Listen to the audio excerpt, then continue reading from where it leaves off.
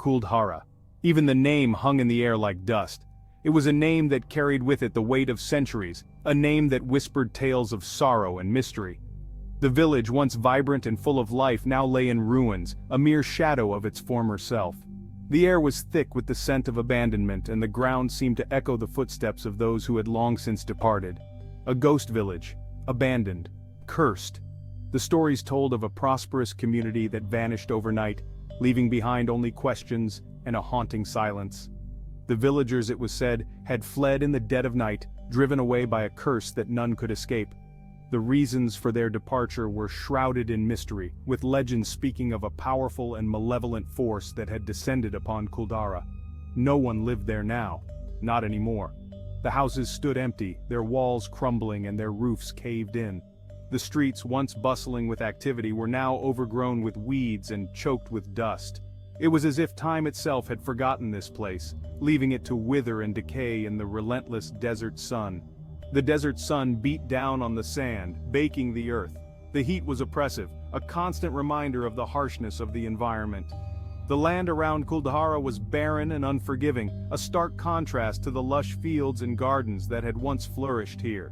The sun, relentless in its intensity, seemed to scorch away any remnants of life, leaving only a desolate wasteland in its wake.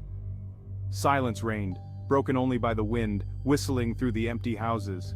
The wind carried with it the whispers of the past, a mournful song that spoke of lost dreams and forgotten lives. It was a sound that sent shivers down the spine, a reminder of the village's tragic fate. The silence was almost tangible, a heavy presence that seemed to weigh down on everything it touched. Windows stared out like empty sockets. They were the eyes of the village, hollow and lifeless, watching over the desolation that had claimed their home. Each window told a story, a silent testament to the lives that had once filled these rooms with laughter and love. Now, they were nothing more than empty frames, gazing out at a world that had moved on without them. Kuldhara was a whisper of the past, a memory etched in stone and dust. The ruins stood as a monument to the village's history, a reminder of what had been and what had been lost. The stones, weathered and worn, seemed to hold the secrets of the ages, their surfaces marked by the passage of time. Each crack and crevice told a story, a fragment of the village's long and storied past, a place where the living feared to tread. The village had become a symbol of fear and superstition, a place where few dared to venture. The stories of the curse had spread far and wide, deterring even the bravest of souls from setting foot in Kuldhara. It was a place that seemed to exist outside of time, a haunting reminder of the fragility of life and the power of the unknown. The village of Kuldhara, once a thriving community, now stood as a ghostly relic, a testament to the enduring power of legend and the mysteries that lie hidden in the sands of time. Centuries ago, life pulsed through Kuldhara's veins.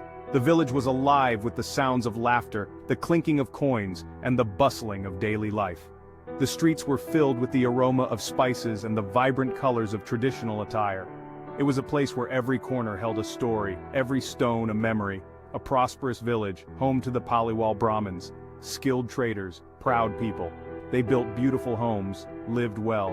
Their markets were always busy, filled with traders from distant lands. The Paliwals were known for their wisdom and their ability to thrive in the harsh desert. They had a unique way of life, a blend of tradition and innovation. A legend grew around the village, a story whispered by the wind.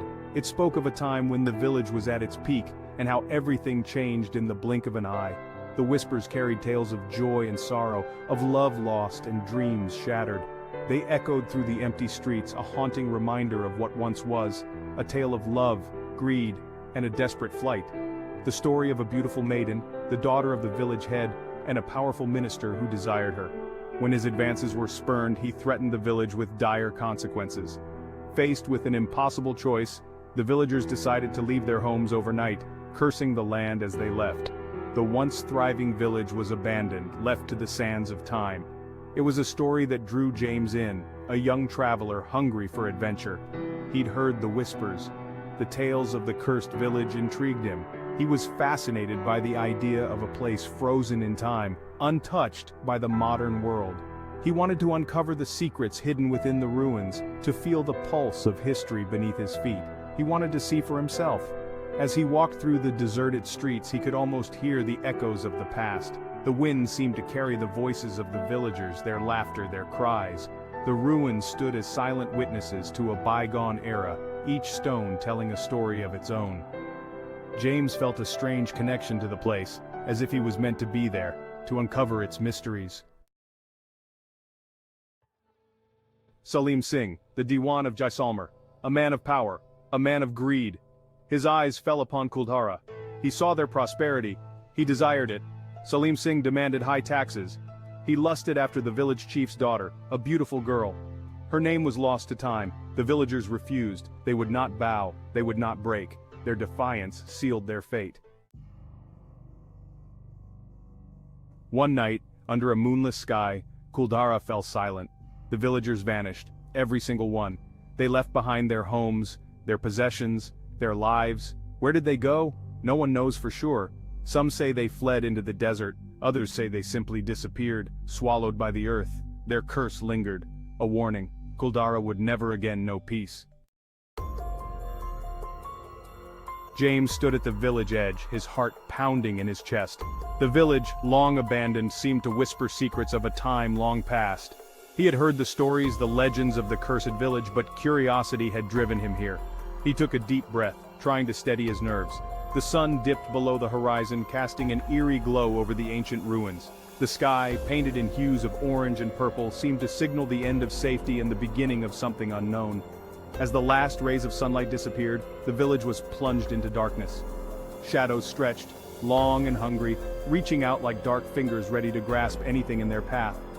James felt a shiver run down his spine, but it wasn't from the cold. It was the feeling of being watched, of unseen eyes following his every move. He tried to shake off the feeling, but it clung to him like a second skin. He walked through the deserted streets, his footsteps echoing in the oppressive silence. Past empty homes, their windows like dark, hollow eyes staring back at him. The air grew heavy with each step he took, as if the village itself was trying to warn him to turn back. But he pressed on, driven by a need to uncover the truth. The silence pressed down on him, thick and suffocating. It was the kind of silence that made his ears ring, that made him hyper-aware of every sound, every creak and rustle. He could almost hear his own heartbeat, loud and frantic, as if it too was urging him to leave. He felt a presence, watching him from the shadows. It was an unsettling feeling, like a pair of eyes boring into his back. He turned around quickly, but there was nothing there. Just the empty streets and the oppressive darkness. He tried to convince himself it was just his imagination, but the feeling wouldn't go away. He told himself it was the wind, that the eerie sounds were just the creaking of old wood and the rustling of leaves. But deep down, he knew it was more than that. There was something here, something that didn't want him to be here. He could feel it in his bones, in the way the hairs on the back of his neck stood up. But deep down he knew he wasn't alone. The village, with its dark history and haunting legends, was very much alive in its own way. And as James continued his foolish quest, he couldn't shake the feeling that he was being watched, that something was waiting for him in the darkness. He took a deep breath and pressed on, determined to uncover the secrets that lay hidden in the shadows. The moon rose, a cold, white eye in the sky. James reached the village center. A well stood there, dry, silent. He felt a chill. A whisper brushed his ear, a name. He couldn't quite make it out. He looked down the well, into the darkness.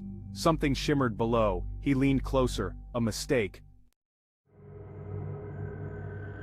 A sudden gust of wind, cold, angry. It slammed into James, knocking him back. He fell. His hand scraped against the stone. He looked back at the well. The shimmering was gone. The air hung heavy, oppressive. He found himself holding his breath. He needed to leave, now. The thought echoed in his mind. He turned and ran, back the way he came. He ran through the deserted streets. The houses seemed to watch him, their empty windows like eyes, following him. The air grew colder. He felt a presence behind him. He didn't dare look back. He knew what he would see. He was running from something he couldn't understand. Something that existed in the space between this world and the next. He reached the village edge. His lungs burned, his legs screamed, but he didn't stop. He couldn't stop. He felt a hand on his shoulder, cold, deathly cold. He screamed, a primal scream of fear. He stumbled, he looked back, nothing. He was alone, but he could still feel it, the presence, watching him.